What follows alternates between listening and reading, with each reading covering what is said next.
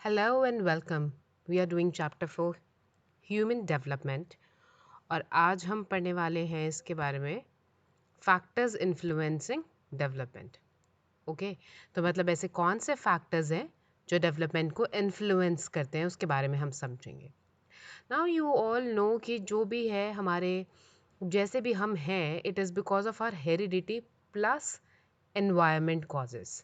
तो मतलब हेरिडिटी का यहाँ पर सिंपल सिंपल सा मतलब जो आपको समझना चाहिए वो है जीन्स। हेरिडिटी मतलब हमारे जीन्स। तो हमारी जो भी जेनेटिकली हमने इनहेरेंट किया है वो प्लस हमारा जो भी इन्वायरमेंट रहा है that causes us to be different from each other. मतलब कि उसकी वजह से हम एक दूसरे से काफ़ी डिफरेंट हैं but at the same time हम एक दूसरे के जैसे भी दिखते हैं इन अ सेंस कि फिजिकल कैरेक्टरिस्टिक्स जैसे कि हमारी सबकी दो आंखें, एक नाक, एक मुंह, दो हाथ, दो पैर होते हैं, राइट। तो हमारा फिजिकल स्ट्रक्चर जिसको हम ह्यूमन बोलते हैं, तो हम सब ह्यूमन एक कॉमन फिजिकल स्ट्रक्चर है हमारा, राइट। बट हम एक दूसरे से बहुत अलग हैं। तो कहीं ना कहीं हम एक दूसरे से अलग हैं पर एक दूसरे जैसे भी हैं ना। जो जेनेटिक ट्रांसमिशन होता है वो काफ़ी कॉम्प्लेक्स फिनोमेना है। जेनेटिक ट्रांसमिशन का मतलब क्या होता है कि जेनेटिकली एक जनरेशन से दूसरे जनरेशन में पास डाउन करना अपने जीन्स। ठीक है, जेनेटिक ट्रांसमिशन, जेनेटिक इंफॉर्मेशन एक एक जनरेशन से दूसरे जनरेशन में पास डाउन होना। सेल्यूलर लेवल पे अगर हम देखें इसको तो ये काफ़ी कॉम्प्लेक्स फिनोमेना है। नाउ यू कैन इमेजिन कि कितने कॉम्बिनेशन प्रोड्यूस कर सकते हैं 80,000 जीन्स। और इनफैक्ट मेरे को लगता है 80,000 तो ये वो जीन्स हैं जो साइंटिस्ट जो है पता लगा चुके हैं, और कितने सारे अभी ऐसे जीन्स हैं जिनके बारे में साइंटिस्ट पता ही नहीं लगा पाए हैं, उनको पता ही नहीं है। हर बार एक न्यू डिस्कवरी होती है। तो 80,000 और उससे भी ज़्यादा के जो जीन्स हैं उनका कॉम्बिनेशन आप समझ सकते हो कितना वास्ट होगा। और यही हमारा डिफरेंस, एक दूसरे से जो हम डिफरेंट हैं उसका रीज़न है। नाउ अकाउंटिंग फॉर हमारे कैरेक्टरिस्टिक्स एंड बिहेवियर। तो जो हमारे कैरेक्टरिस्टिक्स हैं चाहे वो फिजिकल लेवल पे हों या फिर साइकोलॉजिकल लेवल पर हों, जो भी हमारे कैरेक्टरिस्टिक्स हैं और जो भी हमारा बिहेवियर है उसके लिए यही जेनेटिक ट्रांसमिशन, जेनेटिक कॉम्बिनेशंस जो हैं रिस्पॉन्सिबल हैं।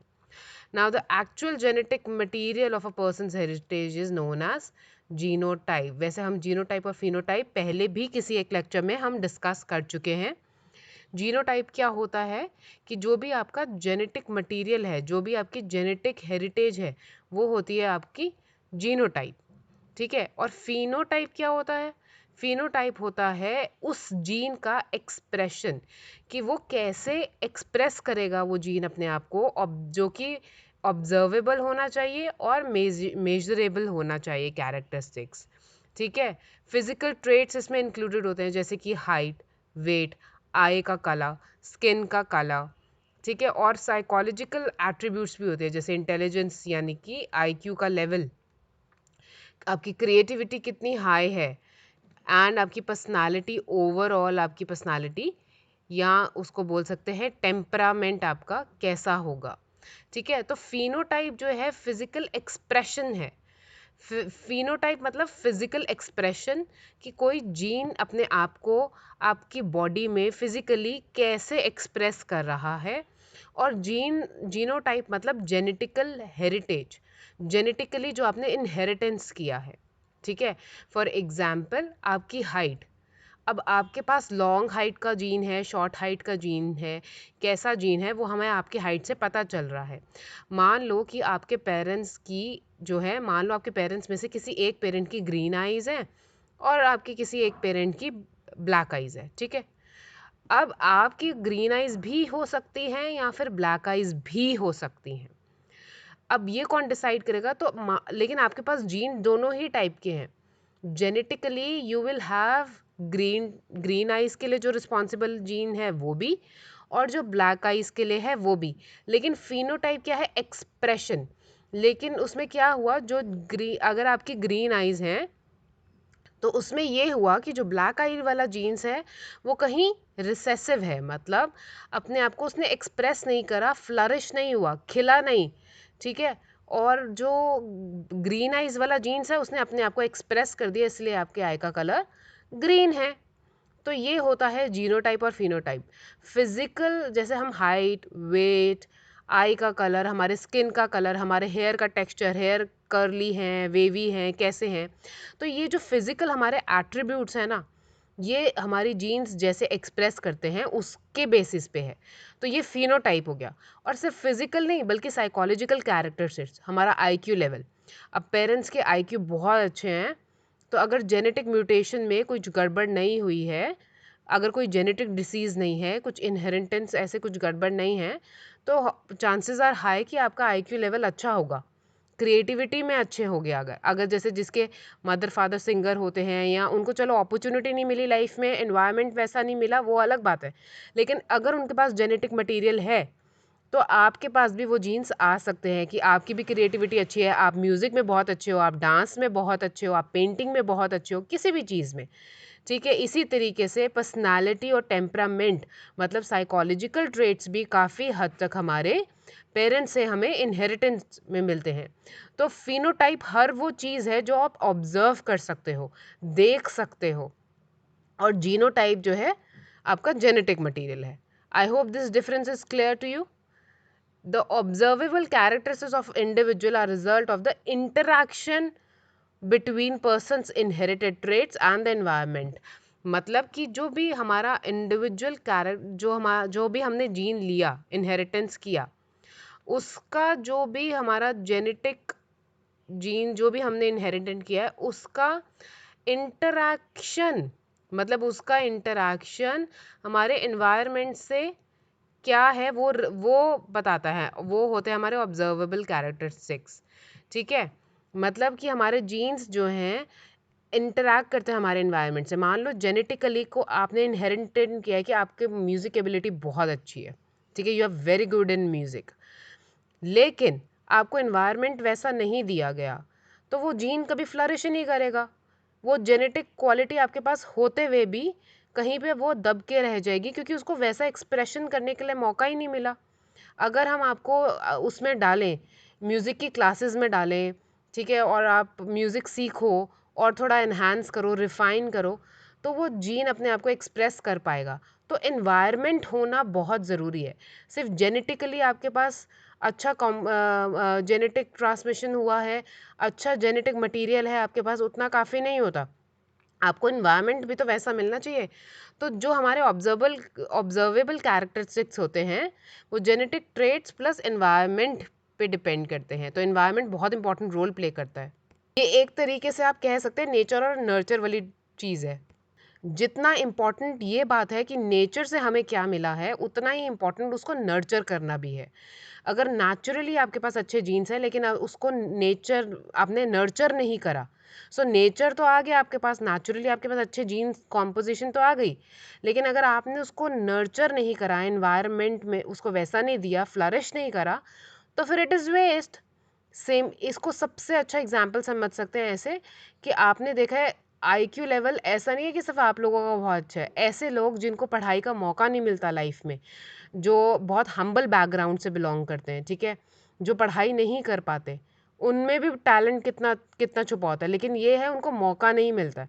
कितनी बारी आपने टैलेंट शोज देखे होंगे, इंडियाज़ गॉट टैलेंट, डांसर का जो आता है, डांस इंडिया डांस टाइप, या सिंगिंग कॉम्पिटिशन्स आते हैं, इंडियन आइडल टाइप, आपने देखा है उसमें कितने ऐसे बच्चे होते हैं जो बहुत ही हम्बल बैकग्राउंड से होते हैं, ठीक है, और वो उनके पास कोई ऐसा कुछ होता नहीं है कि वो अपने आप को इतना फ्लरिश कर सके, लेकिन जेनेटिकली उनके पास सुर ताल की समझ है, बहुत अच्छी आवाज़ है, ठीक है, और अगर उनको निखारा जाए, उनको ऐसा इन्वायरमेंट दिया जाए, उनको पूरा सपोर्ट मिले, तो वो बहुत आगे तक जा सकते हैं। तो ये वही बात होती है कि जितना नेचर का रोल है उतना नर्चर का रोल भी है, जितना जेनेटिक कॉम्पोजिशन इंपॉर्टेंट है उतना इन्वायरमेंट इंपॉर्टेंट भी है। नाउ ऐसी क्या चीज़ है जो environment, what are the environmental influence, environmental influence होता क्या है, और इन्वायरमेंट हमारी डेवलपमेंट पे कैसे इफेक्ट करता है, वो हम देखेंगे। नाउ इमेजिन अ चाइल्ड जिसका जीनोटाइप है प्री डिस्पोज करता है उसको इंट्रोवर्ट, उसकी पर्सनालिटी जेनेटिकली इंट्रोवर्ट है, लेकिन उसका जो इन्वायरमेंट है वो उसको सोशल इंटरेक्शन के लिए पुश करता है, एक्सट्रोवर्ट बनाने के लिए उसका बहुत ज़्यादा सोशल मतलब उनका सर्कल ऐसा है कि उनको बात करना पड़ता है, लोगों से मिलना जुलना पड़ता है, एनवायरनमेंट उनका ऐसा मिल रहा है उनको, लेकिन जेनेटिकली वो इंट्रोवर्टेड है थोड़े। तो आप उनको कितना भी जोर लगा लो, एक लिमिट तक वो एक्सट्रोवर्ट होंगे, उसके बाद एक्सट्रोवर्ट नहीं होंगे, क्योंकि जेनेटिकली वो उनका नेचर जो है वो ऐसा ही है, वो इंट्रोवर्ट ही है। तो आप उनको जितना मर्जी पार्टीज में ले जाओ, घुमा लो फिरा लो, लोगों से इंटरेक्ट करा लो, वो एक हद तक ही एक्सट्रोवर्ट होंगे, उसके बाद नहीं। तो कहीं ना कहीं ऐसे ही जैसे एक और एग्जाम्पल आपकी बुक में दिया हुआ है, मान लो किसी के पेरेंट्स की एवरेज से थोड़ी कम हाइट है, शॉर्ट हाइट है, ठीक है, मतलब मान लो एवरेज तो शायद 5.4 या 5.5 एवरेज हाइट अगर मानते हैं, तो मान लो उनकी 5 इंच ही हाइट है, ठीक है, मम्मी की भी इतनी है, पापा की भी इतनी हाइट है। तो उनकी जो ऑफस्प्रिंग होगा, जो चाइल्ड होगा, जो बच्चा होगा, उसके पास भी जो जेनेटिक होगा वो शॉर्ट हाइट का ही होगा, ठीक है, शॉर्ट हाइट के जीन्स होंगे उनके पास ना, राइट। तो आप उनको न्यूट्रिशन वाइज कितना अच्छा एनवायरनमेंट दे लो, कि उनका न्यूट्रिशन पे पूरा फोकस रखो, खाने पीने पर पूरा फोकस रखो, उनको एक्सरसाइज भी करवाओ, ठीक है, योगा भी करवाओ, कितना भी कुछ भी करवाओ, लेकिन उससे क्या होगा, एनवायरनमेंट मिलने से वो जीन अपनी पूरी कैपेसिटी लगा देगा कि जहाँ तक वो जा सकता है। तो उनकी हाइट 5 से हो सकता है कि 5.3 तक आ जाए, जो कि एक एवरेज हाइट है, 5.3 या 5.4 करके एक एवरेज हाइट है, तो इतनी हो जाएगी उनकी हाइट। लेकिन आप कहो कि वो 6 के हो जाएंगे या 6 पॉइंट समथिंग समथिंग की कुछ हो जाएगी उनकी हाइट, तो इतनी अच्छी हाइट नहीं होगी उनकी। तो वो सिर्फ एक एवरेज हाइट अचीव कर पाएंगे इन्वायरमेंटल की वजह से। तो कहीं ना कहीं आपको ये समझ आता है कि जो आपके जीन्स हैं वो एक लिमिट सेट करते हैं, ठीक है, तो जीन्स आपकी लिमिट सेट करते हैं कि आप इस रेंज तक एक्सप्लोर कर सकते हो, फ्लरिश कर सकते हो। अब वो आपके एनवायरनमेंट पे डिपेंड करता है कि अगर आपको एनवायरनमेंट अच्छा मिला तो आपका फुल पोटेंशियल पे जीन जो है अपने आप को एक्सप्रेस करता है। लेकिन अगर एनवायरनमेंट नहीं मिला तो वो जीन की जो पोटेंशियल थी भाई, यहाँ से लेकर यहाँ तक अपने आप को एक्सप्रेस करने की जो जीन की पोटेंशियल थी, वो बेचारा वो जीन वो भी नहीं कर पाता। समझ आई? तो एनवायरनमेंट का ये इंपॉर्टेंट इन्फ्लुएंस होता है कि जो आपके पास जेनेटिकली है वो अपने आप को फ्लरिश कर पाए, उसके लिए एनवायरनमेंट होना बहुत इंपॉर्टेंट है। नाउ अब एनवायरमेंटल इन्फ्लुएंस क्या होता है, what are the environmental influence? ये वही बात है, ये सैंड्रा स्कार है एक रिसर्चर, ये मानते हैं कि कहीं ना कहीं किसी हद तक जो भी इन्वायरमेंट पेरेंट्स प्रोवाइड करते हैं अपने बच्चों को, वो उनके अपने जेनेटिक प्रीडिस्पोजिशन से इन्फ्लुएंस्ड होते हैं। मतलब कि फॉर एग्जांपल मान लो एक पेरेंट्स हैं, ठीक है, जो बहुत इंटेलिजेंट है, मतलब उनका आईक्यू वाईक्यू लेवल बहुत अच्छा है, और वो गुड रीडर्स हैं, उनको पढ़ाई का बहुत शौक है, उनको बुक्स रीड करने का बहुत शौक है, उनके अंदर ये जेनेटिक क्वालिटी है कि वो बुक्स रीड करते हैं, पढ़ाई का उनको शौक है, तो वो क्या करेंगे, अपने बच्चों को भी एक अच्छा रीडर बनाएंगे, ठीक है, बेड टाइम पे जाके वो ऐसे आपने देखे ना बेड टाइम स्टोरी सुनाना या कुछ भी, तो वो दिन में कुछ ना कुछ उनको, जो आपकी कोर्स की बुक है वो तो अलग बुक है, लेकिन वो उनको ऐसी हैबिट डेवलप करेंगे कि आप एक्स्ट्रा बुक्स पढ़ो, लाइब्रेरी से लाके बुक्स पढ़ो, अच्छी अच्छी स्टोरी बुक्स पढ़ो, जिससे आपकी इंग्लिश भी इम्प्रूव होगी, आपको नॉलेज भी गेन होगी, मॉरल स्टोरीज पढ़ो, आपकी मॉरल डेवलपमेंट भी होगी। तो वो आपकी ओवरऑल पर्सनालिटी को डेवलप करने की कोशिश करेंगे, सिर्फ आपको किताबी कीड़ा नहीं बनाएंगे कि बस हाँ 90% मार्क्स ले लो, 99% मार्क्स ले लो, बस उतना ही काफ़ी हमारे लिए, तो नहीं, आपकी ओवरऑल पर्सनालिटी डेवलप होनी चाहिए, आपको वो सब चीज़ों की नॉलेज होनी चाहिए। ये नहीं कि किताबों में घुस गए तो बस किताबी कीड़ा बन के रह गए, एकदम गीक नर्ड बन के रह गए और आपको आसपास की दुनिया का कुछ है ही नहीं। तो पर्सनालिटी डेवलप होना अलग चीज़ होती है, और इंडिविजुअली अगर आप 90% वाले बच्चे हो, 99% वाले बच्चे, वो अलग बात है, लेकिन पर्सनालिटी अलग बात होती है। तो अगर वो पेरेंट्स अच्छे हैं तो कहीं ना कहीं ओवरऑल पर्सनालिटी को आपको डेवलप करने की कोशिश करेंगे। तो वो यही बोल रहे हैं सैंड्रा स्कार कि कहीं ना कहीं जो एनवायरनमेंट पेरेंट्स प्रोवाइड करते हैं वो इन्फ्लुएंस होता है उनकी अपनी जेनेटिक प्रीडिस्पोजिशन कैसी है, ठीक है, जेनेटिकली वो कैसे है। नाउ बिसाइड्स दिस, चिल्ड्रन का, अब ये नहीं कि सारा भांडा पेरेंट्स के ऊपर ही फोड़ दो, ऐसा नहीं है कि सब कुछ पेरेंट्स के ऊपर ही रिस्पॉन्सिबिलिटी आ गई और आपका अपना रिस्पॉन्सिबिलिटी कुछ है ही नहीं। चिल्ड्रन जो हैं खुद भी रिस्पॉन्सिबल होते हैं ऐसे इन्वायरमेंट चूज करने के लिए जो उनका जेनोटाइप होता है, ठीक है। इसका सिंपल सा मतलब है, आप जब जेनेटिक देखो यार, जब जेनेटिक कुछ तो हमें पेरेंट्स से मिला है, ठीक है, लेकिन मैंने आपको समझाया था कि जो हमें पेरेंट्स से जीन मिले हैं, ऐसा नहीं है कि हम अपनी कार्बन कॉपी अपने पेरेंट्स की, ऑब्वियसली जो जब जब हमें जीन्स मिलते हैं तो हमने पढ़ा था ना क्रोमोसोम ऐसे एक्स लाइक स्ट्रक्चर होते हैं। एक मिनट। हाँ, तो हम बात कर रहे थे कि जेनेटिक ट्रांसमिशन, आपको पता है ना, ये बात हम इससे पहले वाले वीडियो में भी कर चुके हैं। ऐसे एक्स लाइक क्रोमोसोम स्ट्रक्चर होता है हमारे पास, ठीक है।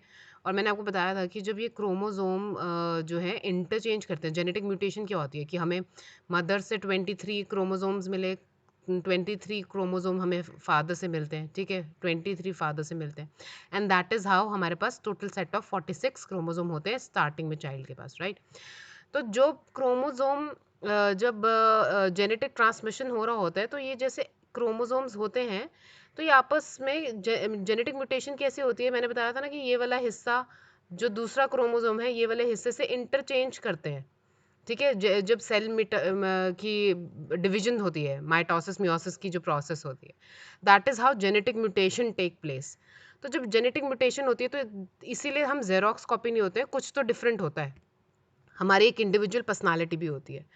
तो इसीलिए वो बोल रहे हैं, अभी पेरेंट्स वाला पार्ट तो आपने बहुत अच्छे से समझ लिया कि भाई पेरेंट्स जैसा एनवायरनमेंट देंगे वैसे ही हम जो है फ्लरिश कर पाएंगे, तो सारा भांडा जो है पेरेंट्स पे फोड़ दो। पर ऐसा नहीं है, हमारी खुद की रिस्पॉन्सिबिलिटी भी होती है। वो कहाँ पे आती है कि हमारा जेनेटिक एक्सप्रेशन जो हमें पेरेंट्स से मिला, जो जेनेटिक मटेरियल, वो तो ठीक है, लेकिन हमारा खुद की इंडिविजुअलिटी भी तो होती है उसमें, क्योंकि बिकॉज ऑफ जेनेटिक म्यूटेशन हमारा खुद का अपना भी तो होता है। तो वो ये बोल रहे हैं कि इन्वायरमेंट का इन्फ्लुएंस ये होता है कि एक तो आपको इन्वायरमेंट जो पेरेंट्स ने प्रोवाइड करा, दूसरा ये होता है कि अगर आपका जीनोटाइप आपके अंदर ऐसा है कि आपको म्यूज़िक पसंद है, स्पोर्ट्स पसंद है, या फिर आपको एथलीट हो आप, आपको कुछ भी ऐसे चीज़ें पसंद हैं, तो खुद भी बच्चे जा जाके ऐसे इन्वायरमेंट को ढूंढते हैं, ठीक है। इन अ वे कि अगर आपको म्यूज़िक से लगाव है, म्यूज़िक पसंद है, तो जहाँ भी म्यूज़िक, आप अपने स्कूल में म्यूज़िक का जो भी क्लब है वो ज्वाइन कर लोगे।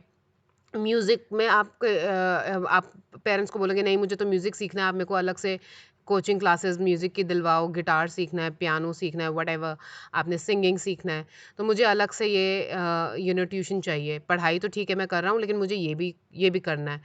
क्यों? क्योंकि आपका नेचुरली इनहेरिटेंस ऐसा ही है, आपका अपना खुद का है इंटरेस्ट, तो आप वो चीज़ें, वैसे इन्वायरमेंट आप ढूंढते हो।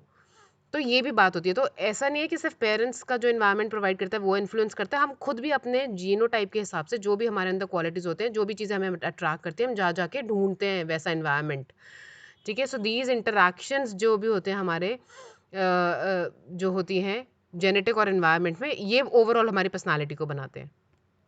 और ये काफ़ी कॉम्प्लेक्स चीज़ें हैं समझने के लिए, थोड़ा सा एनवायरमेंटल इन्फ्लुएंसेस, बट ये इन्फेंसी थ्रू एडोलेसेंस चेंज भी होते हैं। ऐसा नहीं है कि जैसे बचपन में थे वैसे ही अभी चलता आ रहा है, काफ़ी हद तक चीज़ें बदलती भी हैं। इन्फेंसी मतलब चाइल्डहुड से भी पहले की स्टेज होती है इन्फेंसी, जब आप बिल्कुल छोटू से बच्चे होते हो, लगा लो 6 महीने के आसपास, 8 महीने के आसपास, राइट। फिर उसके बाद आप चाइल्डहुड वगैरह में एंटर करते हो, by the time you are adolescence, by the time आप 18 साल के एडल्ट हो जाते हो, एडोलेसेंस में आ जाते हो, या फिर प्यूबर्टी, वो सारी स्टेजेस होती हैं। तो आपको पता है हमारे ड्रीम्स कीप ऑन चेंजिंग, कभी हमें सिंगर बनना है, कभी एक्टर बनना है, कभी डांसर बनना है, कभी प्रोफेसर बनना है, कभी डॉक्टर बनना है, चीज़ें काफ़ी हद तक बदलती रहती हैं। और फिर जो हमारे अंदर बदलाव आ रहे होते हैं, हमारी चीज़ें चेंज हो रही होती है, उसके साथ साथ कहीं ना कहीं इन्वायरमेंटल का इन्फ्लुएंस भी साथ में चल रहा होता है। तो वो जब आप किसी इंडिविजुअल की बात करते हो, अब आपको समझ आएगा कि हम कितना कितना मतलब किसी एक चीज़ को पिन पॉइंट नहीं कर सकते, कितना कॉम्प्लेक्स है, कितनी सारी चीज़ें हैं जो इन्फ्लुएंस कर रही होती है हमें, मतलब बायोलॉजिकली भी और इन्वायरमेंटल फैक्टर वाइज भी, सोशल फैक्टर वाइज, ठीक है। तो एक साइकोलॉजी में हम बोलते हैं बायो साइको सोशल मॉडल, ठीक है। जब आप आगे चल के अगर आप मान लो आप MA BA करते हो, MPhil वगैरह करते हो, तो आपको समझ आएगा कि जब हम किसी को देखते हैं, मतलब जब आप साइकोलॉजिस्ट बन जाओगे और जब आप किसी को ऑब्जर्व करोगे, देखोगे, तो ये तीनों फैक्टर्स को हम कंसिडर करके चलते हैं, उनकी बायोलॉजिकल एस्पेक्ट, उनके खुद के साइकोलॉजिकल एस्पेक्ट, और सोशल इन्फ्लुएंसेस क्या रहे उनकी लाइफ में, उनकी सोशल लाइफ कैसी रही, वो भी एस्पेक्ट को हम लेके चलते हैं। I hope this lecture is clear to you. अगर आपको कोई भी डाउट है you can ask me in the comment section. Please make sure that you like this video. अगर आपको ये यूज़फुल लगा तो सब्सक्राइब द चैनल, बिकॉज पूरा आपका 11th का कंटेंट यहीं पर आने वाला है। ठीक है, keep learning, keep revising. I will see you in the next video and हो सके तो मुझे कमेंट सेक्शन में कमेंट करके ज़रूर बताना how was this lecture for you. Thank you, take care, bye.